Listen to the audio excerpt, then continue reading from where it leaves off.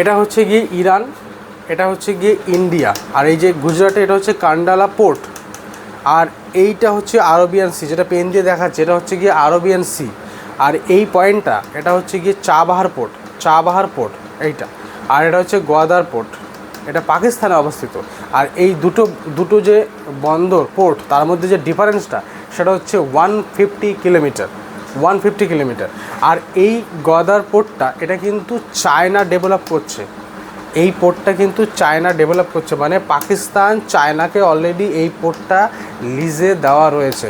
এইবার এখানটায় আগামী দিনে চায়না যে মিলিটারি অ্যাক্টিভিটি বা মিলিটারি ইনস্টলেশন করবে না তার কোনো গ্যারান্টি তো নেই, করতেই পারে। কেন, পাকিস্তান আর চায়না হিসাব মতো রাশিয়ার মতোই অল ওয়েদার ফ্রেন্ড, যে কোনো শর্তে পাকিস্তান তোমার চায়নার সাথে বন্ধুত্ব টিকিয়ে রাখতে চায়, বা ওদের সঙ্গে একটা ইকোনমিক ইন্টারেস্ট থেকে অনেক বড় লেভেলের ইন্টারেস্ট রয়েছে পাকিস্তানের সঙ্গে চায়না। এবার আমার কথা হচ্ছে এই যে গোয়াদার যে পোর্টটা সেখানে আগামী দিনে যে মিলিটারি ইনফ্রাস্ট্রাকচার চায়না ডেভেলপ করবে না তার কিন্তু কোনো রকম নিশ্চয়তা নেই। এবার তার কাউন্টার মেজার তো ভারতের দরকার, যেই কারণে সমস্ত দিক চিন্তা করে এই কান্ডালা থেকে এই চাবাহার পোর্ট অবধি কিন্তু একটা ওয়াটার রুট ভারত চিন্তা করে এই চাবাহার পোর্টটাকে কিন্তু ইনফ্রাস্ট্রাকচারে ইনভেস্ট করেছিল ভারত।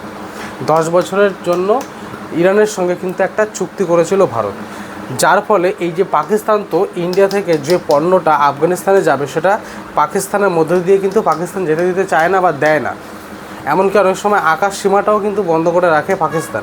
যেই কারণে ভারত কিন্তু এই পাকিস্তানের জলসীমাটা আর স্থল যে জায়গাটা সেটাকে ওভারটেক করে এই চাবাহার পোর্টের থ্রু কিন্তু আফগানিস্তানের কাবুল অবধি পৌঁছে যায় ভারতের পণ্য, মেডিসিন, হুইট, তারপরে আরও বিভিন্ন জিনিস কিন্তু এখনও অবধি আফগানিস্তানে গেছে এই চাবাহার পোর্টের থ্রু, যেটা কিন্তু এই চাবাহারটা ইরানে অবস্থিত।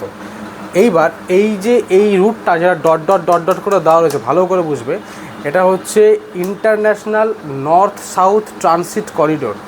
এই রুটটার মাধ্যমে ভারতের পণ্য কিন্তু শুধু আফগানিস্তান অবধি নয়, সেন্ট্রাল এশিয়া, তারপরে ইউরোপের বিভিন্ন কান্ট্রি প্লাস রাশিয়া অবধি কিন্তু পণ্য এখান থেকে ল্যান্ড পথে কিন্তু চলে যাচ্ছে।